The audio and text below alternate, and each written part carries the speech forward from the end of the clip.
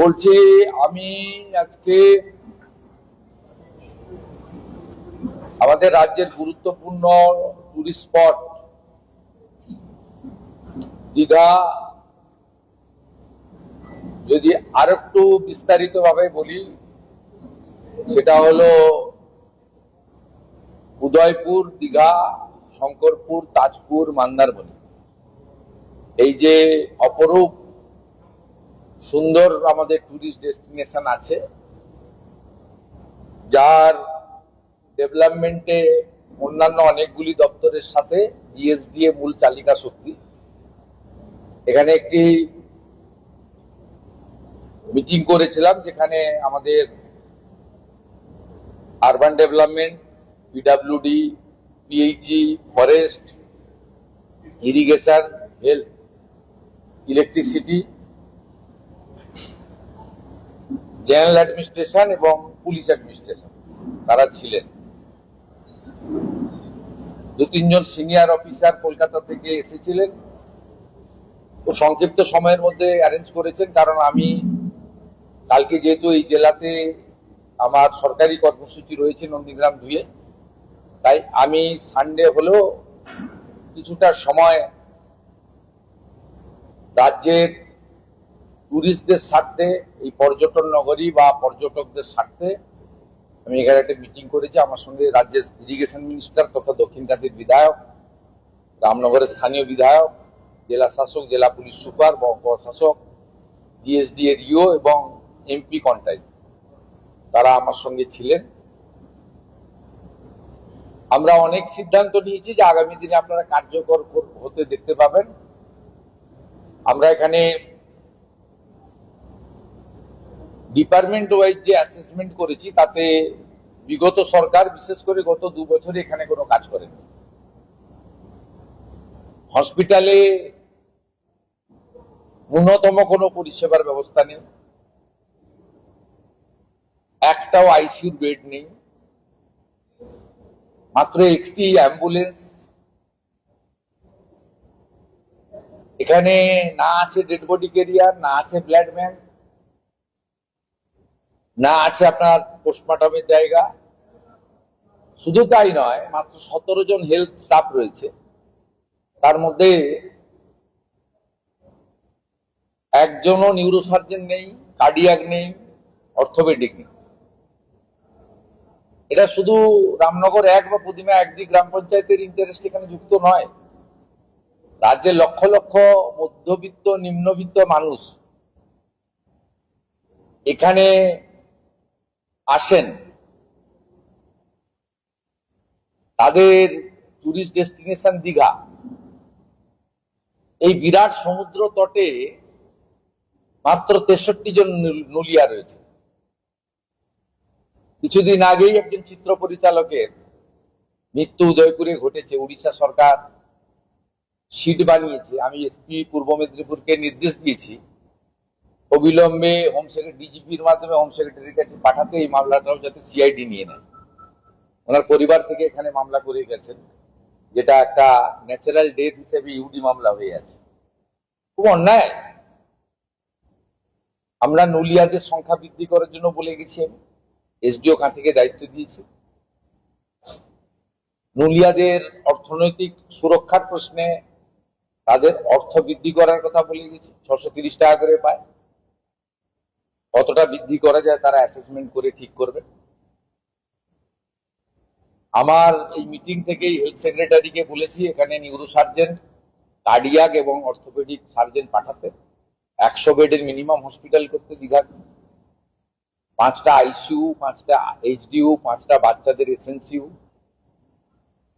Trauma ambulance, AC dead body career, minimum একটা important tourist spot. সেখানে যা যা দরকার সেটা বলা হয়েছে। আপনি শুনলে অবাক হবেন, 5 জন মতো এসআই নিয়ে দীঘা থানা চলছে, ডিএসপি দিয়ে রেখেছে, আইসি দিয়ে রেখেছে। মানে মাথা ভারী প্রশাসন। উপরটা খুব সুন্দর, নিচটা অন্ধকার, প্রদীপের নিচে অন্ধকার। 15 জন কনস্টেবল, ভাবতে পারেন দীঘা থানাতে।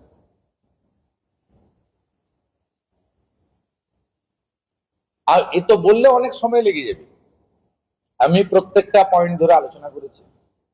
মূল বিষয়বস্তু যেগুলো আপনাদের বলার, তো হেলথ বা ইত্যাদি সুরক্ষার, পর্যটকদের সুরক্ষার বিষয়, এগুলো বলার সাথে সাথে আমি যেটা আপনাদের কাছে বলা দরকার সেটা হচ্ছে আমরা একদম দাঁড়িয়াপুরের পেটুয়া পর্যন্ত কোস্টাল এলাকাকে এর সঙ্গে সংযুক্ত করতে চাইছি। ভিতরের এলাকাটা কোস্টাল এলাকা, মানে পুরো পেটুয়া থেকে বাঙ্কিপুট জুনপুট হয়ে শৌলা থেকে মেরিন ড্রাইভ আছে, এটা এক্সটেনশন করা। আর মেরিন ড্রাইভ সব জায়গায় ওই পিএমজিওসাই মতো ছোট রাস্তা হয়ে গেছে, এটা মেরিন ড্রাইভ বলে না। আমি ডিএসডি এর ইও কে পিডব্লিউডি কে বলেছি, ডিএম সাহেবকে বলেছি মনিটরিং করতে, চেন্নাই এবং মুম্বাইয়ের মতো মেরিন ড্রাইভ করতে। অন্তত 4 লেন তো সম্ভব নয়, 2 লেন যেতে হয়, এবং এটা এক্সটেনশন করতে পেটুয়া পর্যন্ত। রাজন পাত্র বাড়ে আমরা মোটামুটি ডিপ সি পোর্ট ঠিক করে ফেলেছি, 1700 একর জমি আমাদের হাতে আছে।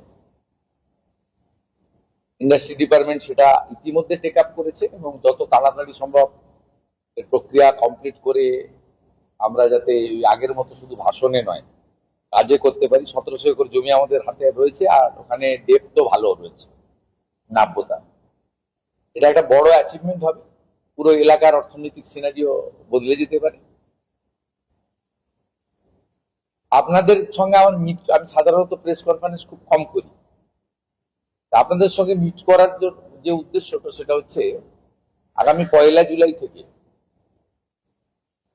যে চাঁদা নিতেন গত সরকার 10 টাকা করে, সেটা আমি প্রত্যাহার করলাম।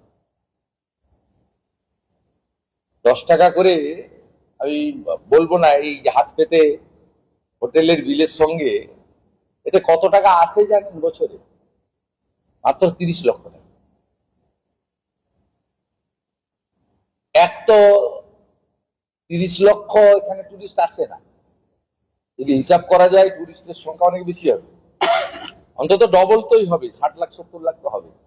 তার মানে ওখানে ফাঁকি দাও। আর দ্বিতীয় হচ্ছে যে টুরিস্টরা এখানে আসছেন, আমি মনে করি রিচ পার্সনরা যে আসে না তা নয়, তারাও আসেন। দীঘা অপরূপ সুন্দর, মন্দারমণির বীচ তো ততোধিক সুন্দর, শঙ্করপুরকে তাজপুরকেও সাজানো যেতে পারে। কিন্তু যারা ইনকাম ট্যাক্স জিএসটি পেমেন্ট করছেন তাদের কাছে আবার হাত পেতে 10 টাকা নেওয়া সরকারের রুচি বিরোধী কাজ বলে আমার মনে হচ্ছে। তাই আগামী 1 জুলাই থেকে টুরিস্টদেরকে 10 টাকা করে দিতে হবে না, এটা খুবই আপত্তিকর। এটা আমি ঘোষণা করে যাচ্ছি, বাকি সবাই কোঅপারেশন করবেন। দীঘার মানুষ ন্যূনতম জলটা পর্যন্ত পায় না, স্যালাইন ওয়াটার।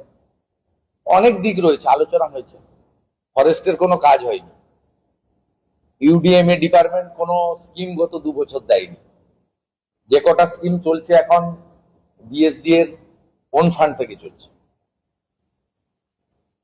প্রাক্তন ডিএসডি এর চেয়ারম্যান, প্রাক্তন সাংসদ শিশির বাবু এখানে ওন ফান্ড করে দিয়ে গেছেন 250 কোটি টাকা, সেটা আছে, হাত দেয়নি এখনো।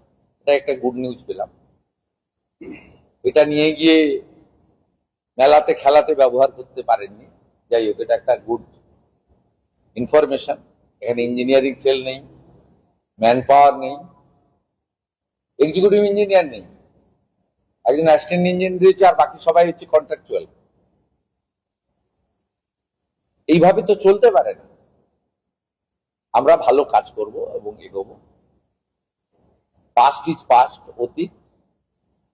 আপনারা দেখবেন কিভাবে সুন্দরভাবে আমাদের পশ্চিমবাংলার এই গর্বের কেন্দ্রটাকে আমরা দাঁড় করিয়ে দেব। আমি একটা পোস্ট দেখছিলাম হাইকোর্টের বিশিষ্ট আইনজীবী বিকাশ রঞ্জন ভট্টাচার্য, তিনি পোস্টে লিখেছেন যে মমতা ব্যানার্জির ভুল কাজটা বর্তমান মুখ্যমন্ত্রী করছেন। আমি মাননীয় বিকাশ বাবুকে সম্মানের সঙ্গে বলি, আপনার তথ্য জানা ভুল হয়েছে। হিডকো এবং রাজ্য সরকার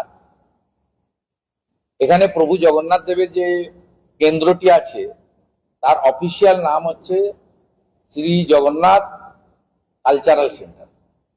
ধাম শব্দ বাদ দিলে আমি বলছি, ধামটা যুক্ত ছিল, শ্রী জগন্নাথ ধাম কালচারাল সেন্টার। ধাম শব্দ তো আমরা প্রত্যাহার আগেই করেছি, চেঞ্জ হয়ে গেছে এখানে। অফিসিয়াল নোটিফিকেশন হয়ে গেছে। এই ক্যাম্পাসটার নাম হচ্ছে শ্রী জগন্নাথ কালচারাল সেন্টার। ক্যাম্পাসটার নাম সরকারি খাতায় টেন্ডারে যা আছে তাই কিন্তু বর্তমান সরকার রেখেছে।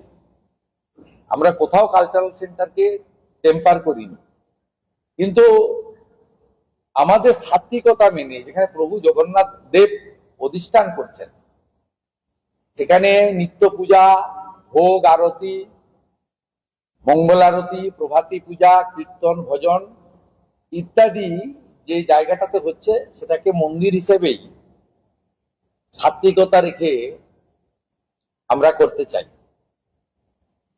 আমি সিএস কে বলবো তার নেতৃত্বে যে কমিটি রয়েছে সেই কমিটি দ্রুত মিটিং করে এখানে আগামী রথযাত্রা উৎসব কিভাবে সনাতনীদের আস্থাকে সম্মান রেখে রথযাত্রার পরম্পরা মেনে সুন্দর করে করা যায়, সুষ্ঠুভাবে করা যায়, তার ব্যবস্থা নেবেন। এটা মুখ্য সচিবের নেতৃত্বে যে কমিটি আছে তারা করবে। होना चाहिए। आज योगा डे के दिन पूरा बीच से मेरिन ड्राइव से रोड से पूरा आयुष का प्रोटोकॉल मानते हुए अच्छा करके योगा होना चाहिए। डीएसडीओ को मैं एडवाइस किया जितना भी इसके लिए अरेंजमेंट होना चाहिए, एक तो स्वच्छ भारत साफ सुथरा और दूसरा योगा डे, बड़ा इवेंट कोलकाता में तो होगा, पूरा प्रदेश में होना चाहिए। और ये जो बीच और एडजॉइनिंग एरिया है टूरिस्ट स्पॉट में भी बड़ा करके होना चाहिए। দীঘাতে বিল্ডিংয়ে যেমন কনভেনশন সেন্টার স্ট্রিট যেটা বিল্ডিং আগেগুলো ওইভাবে বেশি দিন পড়ে আছে, ব্যবহার হচ্ছে না, বেকার সরকারি সম্পত্তি নষ্ট হচ্ছে, সেগুলো নতুন কোনো পরিকল্পনা বা এরা দেখে নেবেন। Minister, MP, MLA, DSDA authority, they will act. They are very competent person.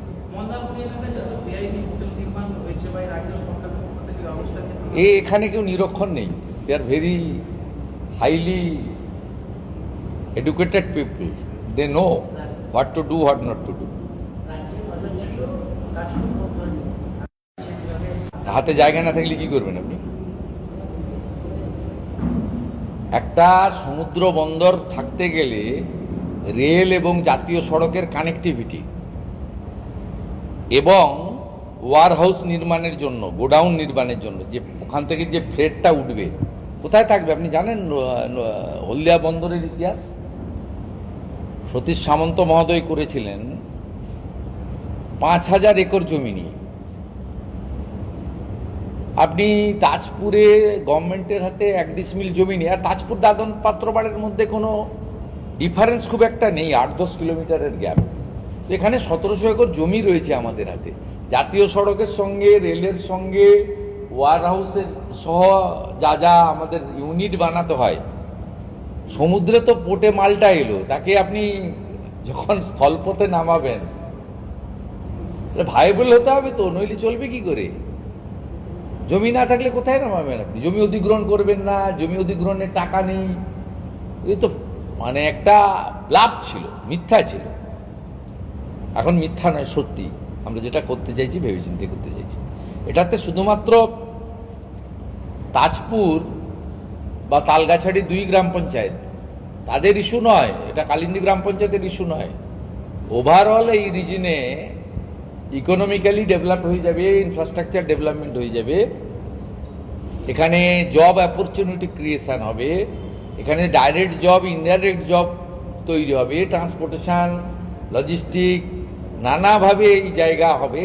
তার সঙ্গে আপনার পোর্ট রিলেটেড ট্যুরিস্ট, বিশাখাপত্তনমের মতো, এরও অ্যাম্পল স্কোপ এখানে থাকবে। এটা একটা বহুমুখী চিন্তা থাকে। সেটা ফিট প্লেস, 1700 একর ল্যান্ড আমাদের হাতে আছে। আসবে দেখবেন পাশাপাশি জমি আরও যারা আপনার হ্যান্ডলিং অপারেটর থাকবেন, পোর্টের যারা অপারেটর থাকবেন, যারা ব্যবস্থাপনায় থাকবেন, আস্তে আস্তে বেসরকারি উদ্যোগ আসবে, জমি পারচেজ হবে, সবই হবে।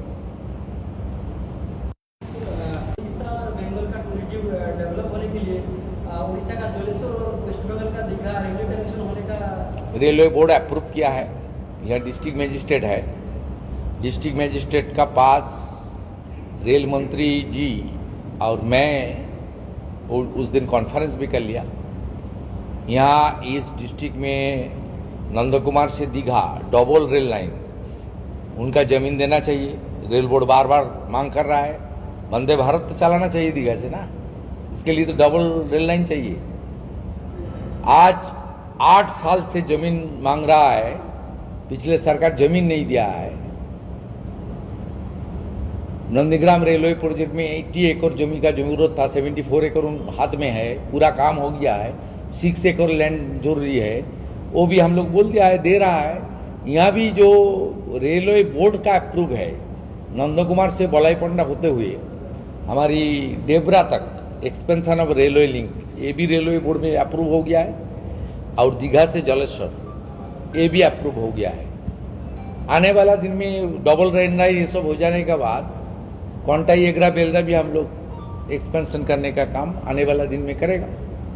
ये जो 2-3 रेलवे बोर्ड का अप्रूव है, डीएम साहब का पास लेटर है, मीटिंग भी हो गया है, ही इज अंडर प्रोसेस। पहले तो सर्वे होने दीजिए, उसके बाद लैंड हैंडओवर हो जाएगा। पहले तो नंदकुमार से दीघा को डबल रेल लाइन करना चाहिए भाई, पहले तो इसको डबल रेल लाइन करना चाहिए। डबल रेल लाइन नहीं होगा तो यहां से वंदे मातरम भारत कैसे जाएगा? हर कोस्टल सिटी का साथ पूरा देश का कनेक्शन हो गया है, only Digha due to the negative attitude of the last government.